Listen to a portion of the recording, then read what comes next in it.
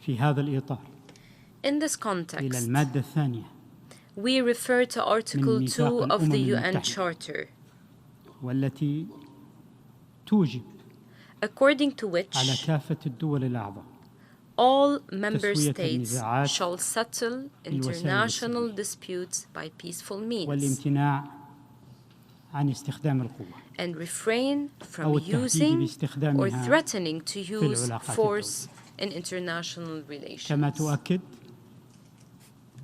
دول مجلس التعاون لدول الخليج العربية The GCC countries على أن also حل affirm النزاعات that the والخلافات solution to disputes and يكمن disagreements في الاحتكام lies in resorting إلى to الحوار dialogue and negotiations والمفاوضات وتسوية النزاعات والخلافات بالطرق السلمية and والدبلوماسية. resolving disputes and differences through peaceful and سعادة diplomatic الرئيس، means. Mr. السيدات والسادة President, المحترمين، ladies and gentlemen, تتمتع سائر دول مجلس التعاون لدول الخليج العربية بعلاقات ودية مع the كافة GCC member states have cordial relations with وتشجع all parties. الجهود الدولية We والإقليمية therefore encourage المبذولة international and لحل هذه regional القضية efforts to resolve this وفقا issue لأحكام القانون الدولي in accordance with the وعلى أساس international law مبادئ الأمم and المتحدة based on the الراسخة principles of the وتلك الواردة United في Nations ميثاق الأمم and its المتحدة. charter. كما تشيد دول مجلس التعاون We بالجهود also المبذولة commend the efforts من قبل الدول التي استضافت اللاجئين made by من مناطق countries النزاع. hosting refugees من from مناطق conflict zones. تدعو دول مجلس التعاون لدول الخليج العربية كافة الأطراف The GCC member states call الالتزام upon all بتعهداتها parties to وفقاً abide by لأحكام their القانون الدولي obligations in accordance with the والقانون international الإنساني law الدولي and the international فيما humanitarian يتعلق law بحماية المدنيين with وذلك regards to the بالامتناع protection of عن civilians by refraining تدمير from targeting أي or منشآت destroying any civilian كما تذكر facility. We بالتزامات also الدول remind those وفقاً parties لأحكام of القانون their الإنساني الدولي obligations فيما يتعلق under the بالأسرى international humanitarian law والجرحى with regards to the والمفقودين wounded, prisoners, وتسهيل and missing الوصول persons to السريع والآمن facilitate the rapid and والمساعدات safe الإنسانية access to humanitarian لكافة assistance for all those in واحترام need and respect وحماية and العاملين في protect المجال الطبي the medical والإنساني. and humanitarian workers.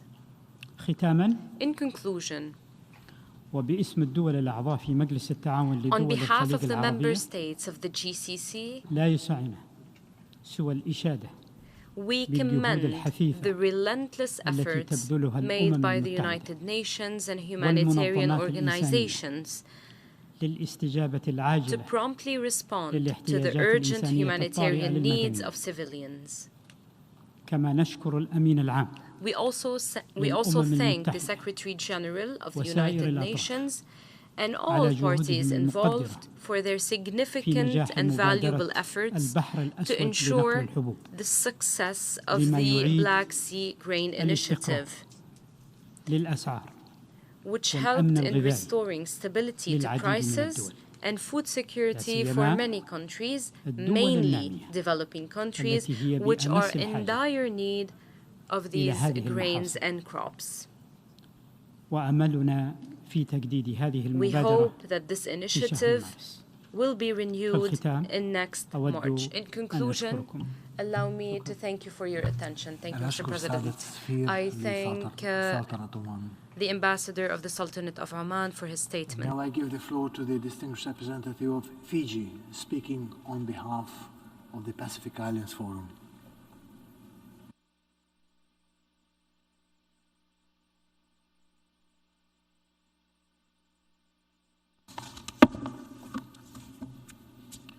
Mr. President, Excellencies, I have the honor to deliver these remarks on behalf of members of the Pacific Islands Forum with presence at the United Nations. I take this opportunity as well to offer our deepest condolences to our forum family, to the peoples of Turkey and Syria following the devastating earthquakes on the 6th of February and again only this week. We salute the bravery of rescue teams, local and international, who have battled to save precious lives despite significant aftershocks and danger to themselves. Such exemplars of our common humanity are relevant to the discussion which brings us here today on this sad anniversary of the illegal invasion of Ukraine by the Russian Federation. Excellencies, like the climate emergency which threatens our blue Pacific continent and this blue planet, the earthquakes in Turkey and Syria reminds us of the many global challenges we need to face together as one United Nations family. We cannot afford to remain lost in an endless sea of conflict, of might is right, and of unilateral force which tramples our shared values so eloquently defined in our United Nations Charter, which we have all solemnly accepted as our guiding and foundational document. Despite our distant geography, our Pacific family does not take this position from the comfortable seat of a spectator. Our peoples know well the scourge of war. Our Micronesian, Melanesian, and Polynesian subregions have all seen sacrifice in world wars and regional conflicts as peacekeepers and defenders of principles of sovereignty and human dignity. Despite our remoteness, we also feel the impacts of major disruptions to global food and energy systems caused by this war.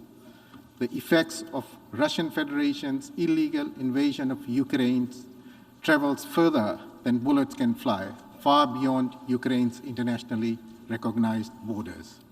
These acts reach into our homes, making food and fuel unaffordable to our citizens, increasing the suffering of people and economies already weakened by COVID-19 pandemic, and especially those at the margins of society.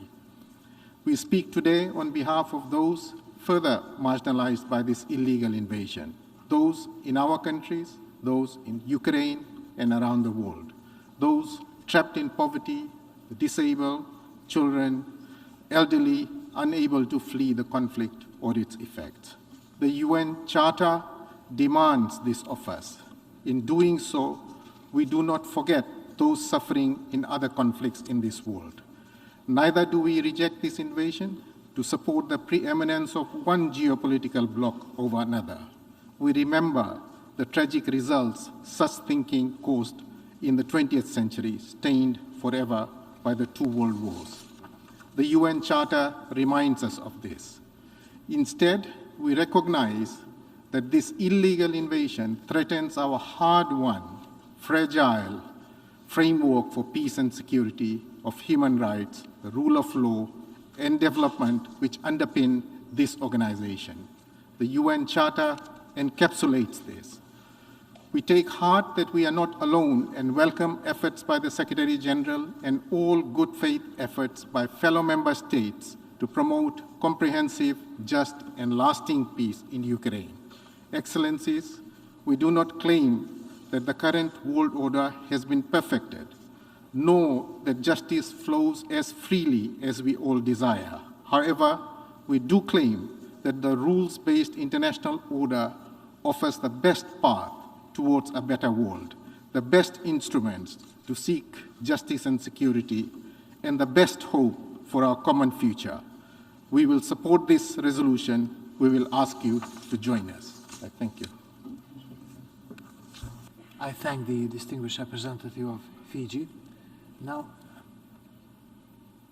I give the floor to His Excellency Jan Knutsson, Deputy Minister of Foreign Affairs of Sweden.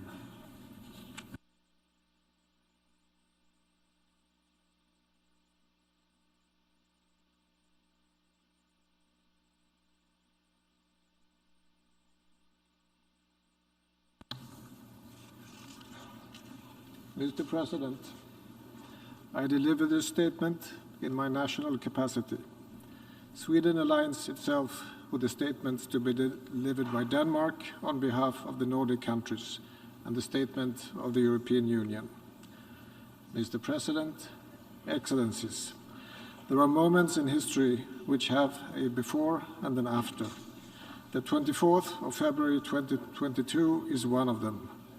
Today, we mark 1 year of Russia's brutal, full-scale invasion of Ukraine. Today, we pay respect to those suffering the consequences of the war and those bravely fighting for their and our freedom. And today and every day, in this room and around the world, we stand united for Ukraine. The Russian aggression is not only a war against Ukraine. It challenges the European and global security order. It's a flagrant violation of one of the most basic rules of international law and the UN Charter. And it is committed by a permanent member of the Security Council. This General Assembly has in the strongest terms deplored the Russian aggression and repeatedly demanded the immediate, complete, and unconditional withdrawal of Russian military forces from the territory of Ukraine within its internationally recognized borders, and reaffirmed the sovereignty, independence, and territorial integrity of Ukraine. It has defended the UN Charter. Today, we must again reiterate the loud and clear message to uphold these rules, principles, and values, including by adopting the draft resolution tabled. It is in all our interest. During the first half of 2023, Sweden holds the EU presidency, and no other task is more important to us than strong and continued support for Ukraine and mounting pressure on Russia. Since Russia's full-scale invasion, Sweden's support to Ukraine has increased with 1.2 billion euro in financial, humanitarian, and military support. The EU has contributed with 50 billion euro. We will support Ukraine and the Ukrainian people against Russia's ongoing war of aggression for as long as it takes. Accountability for the crimes committed as part of Russia's aggression against Ukraine must be ensured, and it will be.